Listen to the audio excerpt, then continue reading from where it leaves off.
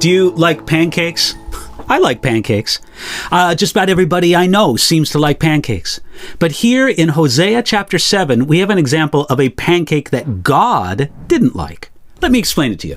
Hosea chapter 7, verses 8, 9, and 10. This is what we read.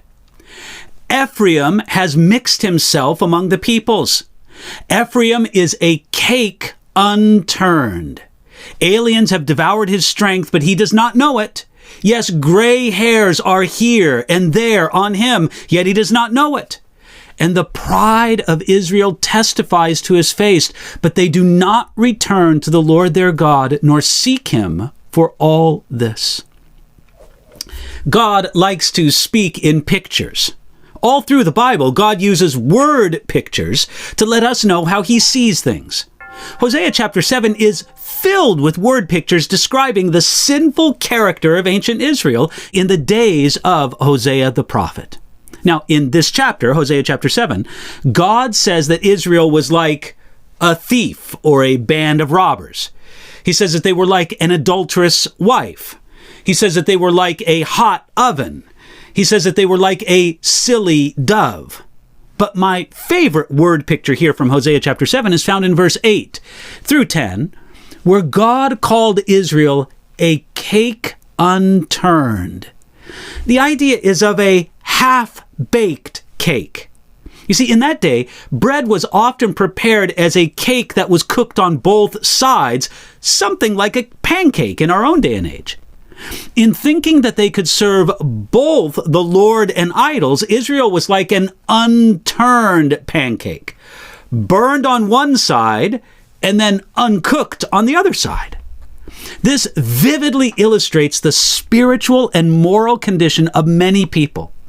They are overexposed to some things, perhaps the things of the world, the flesh and the devil, yet they are underexposed to other things, that is, the things of God and his Spirit.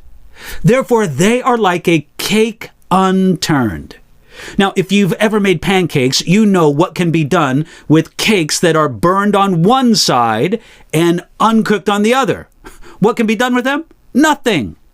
You can't fix it by flipping it over because the one side is still burned. In the same way, when someone is overexposed to the world and underexposed to God, God can't really do much with that person. To describe the self-deception of Israel, God used another word picture. He said, yes, gray hairs are here and there on him, yet he does not know it. In Hosea's day, Israel was as foolish as an old man who thought and acted like he was still young. If you've ever seen the type, you know what Hosea meant. We think it's kind of a joke when an old, gray-headed man dresses in the most modern fashions and uses the slang of young people. And we wonder, who does this old guy think he's fooling? God thinks the same thing about us when we deceive ourselves about our spiritual condition. Considering how easily we deceive ourselves and how our sin can be apparent to everyone but us, Israel's condition wasn't unusual. It was said of Samson after Delilah cut his hair, but he did not know that the Lord had departed from him.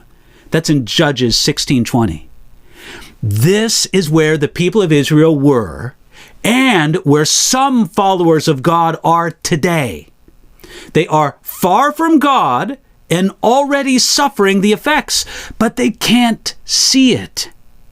Ask God to open your eyes today, not only to see him, but also so that you can see your true spiritual condition. Seeing both sides clearly can make the path to true spiritual health, and you can walk in that today.